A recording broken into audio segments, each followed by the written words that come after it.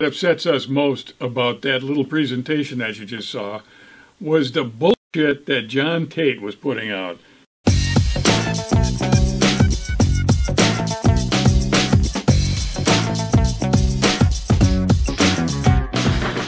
Well, good morning, everybody, and welcome back to Talking Racine. We're glad you came back. We were wondering what you were doing this week. Weren't you wondering, George? Yeah, it was a big concern of mine. Curious George Meyers. I was laying awake at night. And Jim the Hammer Spodek, Hey, producer of the show. I'm Dr. Ken Jorgen. And we got a Green Bay update. Got nothing to do with the Packers. Has to do with the election and the way it was handled up there last November. The Assembly now, the Assembly Campaign and Election Committee, has been authorized. They have been given subpoena power. What does that mean, Jim?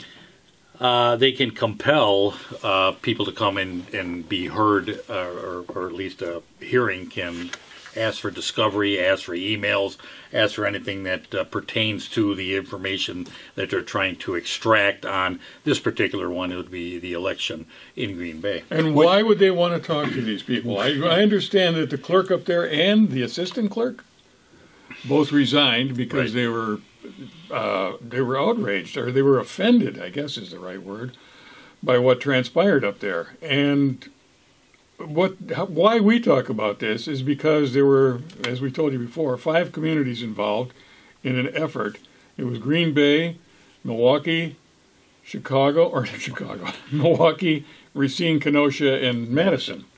And 5 of them received a substantial amount of money, basically to run the campaign. Right. And Racine to was run the focal point of distributing and kind of getting everybody involved type of thing. The money came to Racine and it was dispersed. Yeah, Corey Mason was given money to get so much to this one, so much to this one.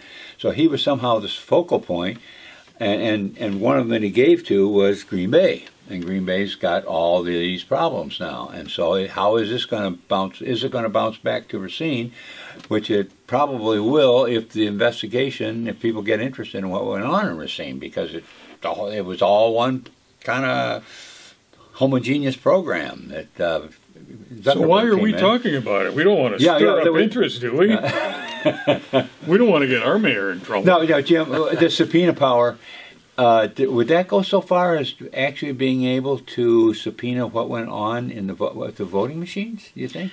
That I don't know. It depends on how far they go. It's the subpoena power was granted to the Campaign and Election Committee, right. And so they, I suppose they call a hearing. They want to have information. Green Bay has a considerable amount of emails that were already dispensed. And I've got a video here of the guy that actually asked for the email. Let's look at that. He's from Two Rivers, and he speaks at the Assembly, which was on March 23rd, and that's when they granted the subpoena power. And he kind of gives a little history of why he got emails and how it all started. So it really is not the citizen saying, "Oh, I think something's wrong here." It was actually the clerk. But I'll play it. They were going to get subpoena power some time ago, and then the whole thing just kind of like it was allowed to die a friendly death.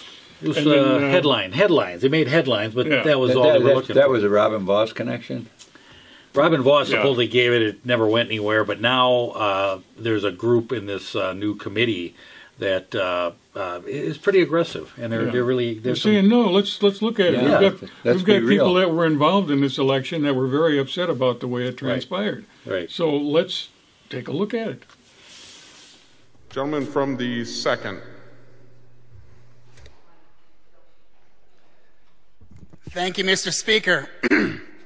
I find it ironic that one side of the aisle says they trust our poll workers, that they trust our election officials, that they are standing with them. Well, let me tell you where we started and how we got to this resolution. I heard some complaints about things that were happening in Green Bay. So I said, well, I'm going to try to look into it, do my due diligence, and try to figure out what happened in the city of Green Bay for our elections, both in the April election last year as well as the November election. Do my due diligence. It took some doing, but after a while, I got a hold of the city clerk for the city of Green Bay, who was on leave. And she practically begged me to do an open records request on the mayor's office and on her emails because she wanted these records to get out so that the people of Wisconsin would know that the mayor of Green Bay, in his corruption, had taken over the election in the city of Green Bay, had not allowed her to actually do her job. So much so that not only did she resign by the end of the year, but her deputy clerk also left before the end of the year. She sent an email to the city of Green Bay, to the mayor's office and to her supervisor there, saying that her staff were practically in tears because the mayor's office was interfering in the fair and free and open election in the city of Green Bay. It is time for this body to stand with the people who are whistleblowers out there saying there is corruption going on and we need to look into it. Well, I would have to label that as a very assertive presentation. Yeah. I mean, the one thing I didn't appreciate about him is he kind of strayed off into the partisanship a little bit. But this is an important issue that's beyond partisanship. And I have a great deal of appreciation and respect for somebody that does something like that, that does want to investigate and find out who did it and why. And pushes the issue, that's right. Yeah. Now, he talked there about the woman wanted him to the clerk wanted him to do an open records request. The subpoena power is kind of an extension of that. Correct. Would you say it's a little stronger than the open records request? Right. So that's why he was relaying that, is that this clerk said, please do an open records request. She couldn't say, please subpoena me. Right. But now she could say that too. Well, and she couldn't herself take it upon herself to provide those records to anybody. No. She need, but that's why he was presenting that. In other words, the clerk wanted him to do an open records request, and this is at a hearing giving that very same person if he's on that committee, it gives a particular Well, he wasn't committee. on that committee. That's actually how I found him. I went to the emails in Green Bay, and they came up as emails with his name on them. Right. And that's how I actually found him. And then so when the assembly met on the 23rd of March, he spoke, and he's actually not on the committee. So he kind of took it upon himself after he talked to the clerk to do a little, like he said, due diligence, and he was able to do that open records request. Now, Hot Government in Racine has done open records requests on the city of Racine. So we'll see. There are definite connections between Green Bay and Racine. There's definite emails that tie the two together. How far is it going, Racine? I think. It's worth exploring. Yeah, we could possibly get that committee to do a subpoena for us. Could hold a hearing. Could actually hold a hearing. Because it has something to do with elections. It's not just a broad subpoena power on anything. It's with regards to elections. Campaigns and elections. Well, there's that 5-city nexus, and they're all involved. And if one is demonstrated to have been corrupt, then there's reason to not necessarily suspect, but there's reason to take a look at the other four and say, you might want to look at, especially at the other four, the one that was the central point for instituting the program. And who was that? Corey Mason. But here's the thing. King of the Wild we got other stuff to talk about. I know we don't want to dwell on this, but one of the emails that recently popped up in Green Bay was that, and it was they had moved the voting count from the city hall or wherever they did within the city limit, city confines to the Hyatt. And in that email, it talks about the event technology specialist at the Hyatt set up 3 internet connections. And he talks about one being used for Hyatt, called Hyatt 123, which would have been used by the media and different things. There's another one that he set up for poll workers. And then he set up a secret one, and it basically says... it's a wireless connection. It says only to be used. Now he's saying this to Michael Rubenstein, who is the Facebook connection. Only to be used for the sensitive machines that need to be connected to the internet. It has no password, no splash guard. No, in this guy's defense, I mean, he is really not part of the effort. No, he isn't. He's facilitating the thing. And why is it at the Hyatt Regency instead of in a municipal building? Exactly. And why is Michael Rubenstein the point man? Yeah. And then he forwards that email to city staff, the mayor's inner circle. So yeah, it brings up some real questions here. Why are we running a secret? It was called Vote 2020 Vote. It had no, like when you pull up, you're looking for a internet connection. Well, this doesn't show up, but you know that if I go to 2020 Vote, I can get on that. No one else can. Now, is it hooked to the machines? Is it not? That's something that can be asked later on. And by the way, we're not talking about a technological thing when we connect it with Facebook. This is not part of the, going on to Facebook. No, it's just money. It's Zuckerberg that is behind this. So it's a connection to this person that is trying to affect the flow of the votes and how the outcome of the election. Well, yeah, it's oversight. It's his company. Yeah, he's not necessarily actually doing the organizing, but he's hired somebody to do that. But it's not through Facebook as we think of Facebook operation. It's through him with his money that he's got somebody else going in there. Well, he's got a couple different organizations. Yeah, there's a few other ones. Well, I mean, they're well organized and. Anyway. Yeah. Well, the bottom line is, they haven't proven anything is like amiss, but boy, oh boy, the whole process was not legal. Right. And there's a lot. That's the thing. To move this from the city hall over to a hotel, to do the vote counting and anything with regard to it, that's just a violation of the confidentiality and the careful control of where these votes are and who's taking care of them, and not nobody. Every time you move something, there is a possibility then of fooling around with those votes. As soon as it gets in somebody else's hands, as it transfers, it increases the possibility. Not that it has to happen, but it increases the possibility of it happening. So it shouldn't have been done that way, and it shouldn't be done that way in the future. That's right. It should be done. Things need to be corrected, and maybe we'll throw. And when you get a clerk that's so upset about what's going on there that she resigns, now you begin to really suspect things. That why is that clerk so upset? Was she seeing things that were being manipulated? You think our clerk here in Racine saw things? Who knows?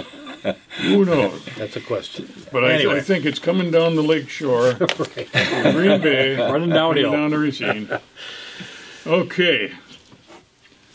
Alderman Perez showed up at a Zoom meeting of what was the name of the Executive Committee? Executive Committee, and he addressed the issue of Car 25, which is something that we've talked about in the past, which is something that several citizens have been asking of City Hall, what's going on with Car 25.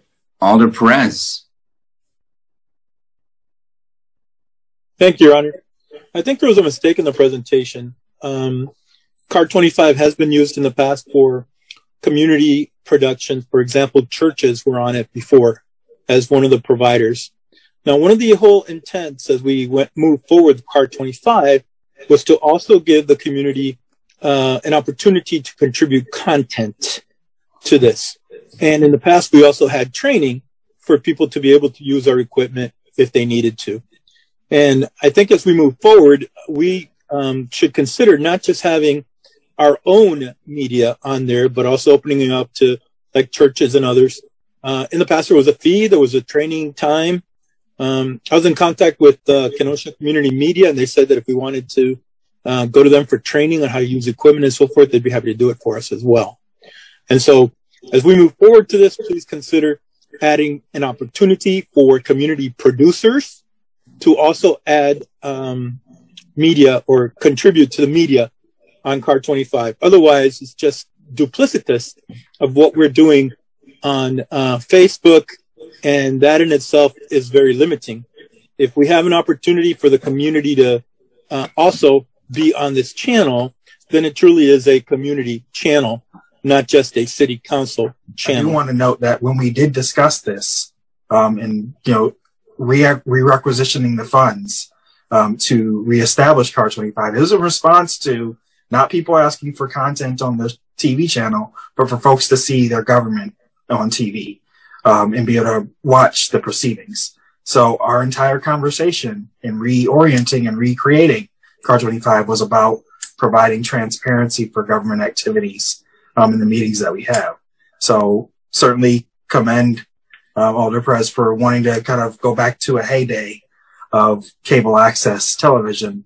But our conversation was very clear and narrow, and our objectives here was to reestablish the broadcasting of city activities on TV for our constituents who did not have an access to it via the internet. So, don't want to kind of conflate the conversation or our intent when we reauthorize those dollars to reestablish CAR 25.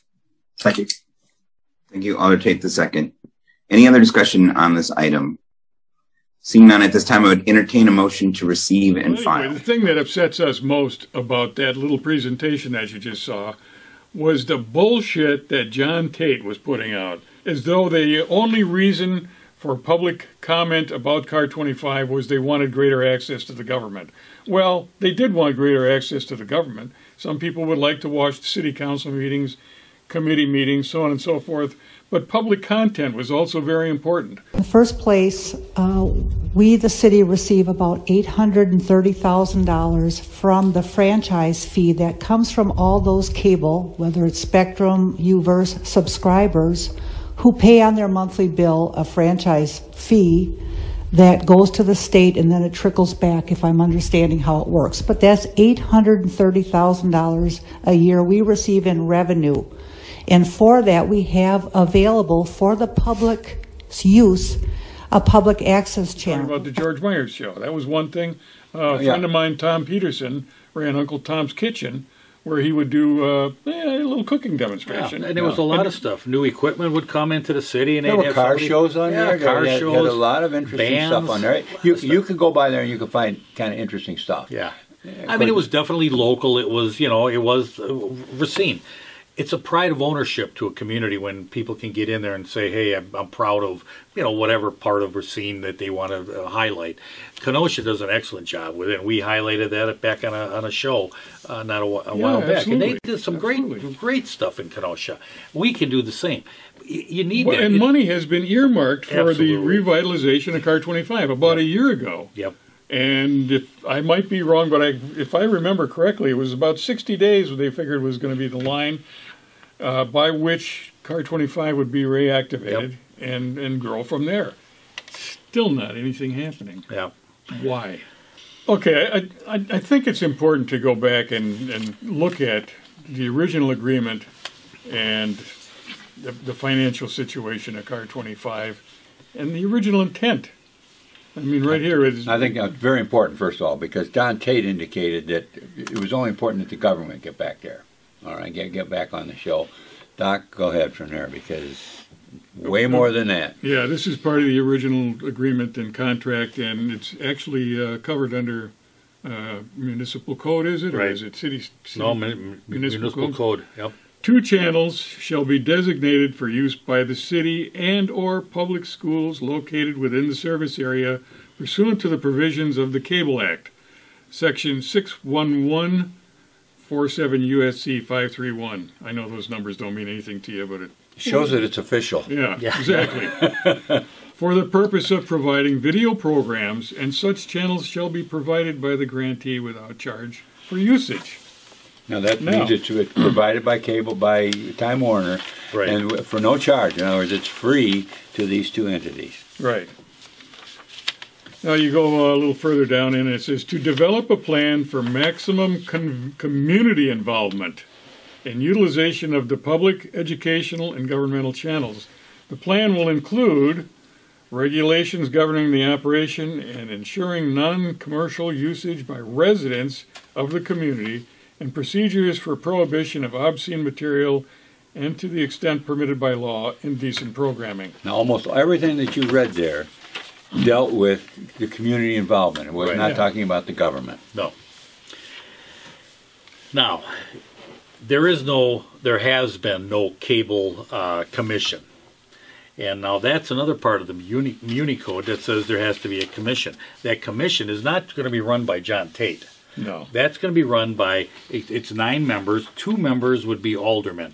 The others would be, they would hold a 1 year on the commission for 1 year. The following would be organized labor, education, business, industry, churches, and 2 representatives of the general public.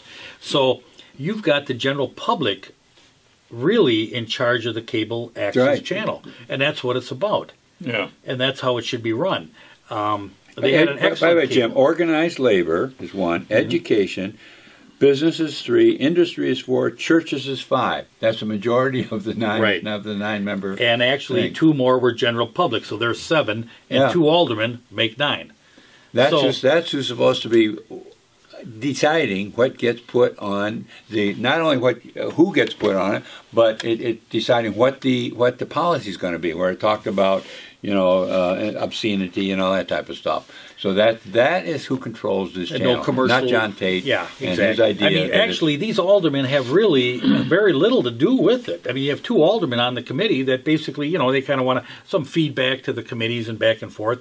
But it really is a citizens-driven.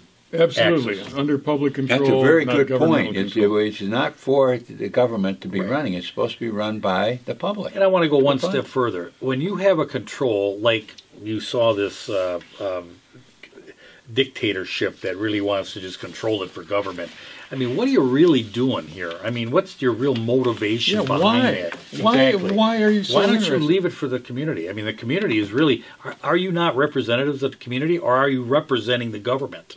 I mean, who are you really? I mean, who are you really? Well, as an alderman, are you representing your constituents, or are you representing the mayor and the government? Right. And what's supposed to go on in there? Yeah. That's a real good question. And it's when you look at it in that view, it's kind of strange that those aldermen take that position.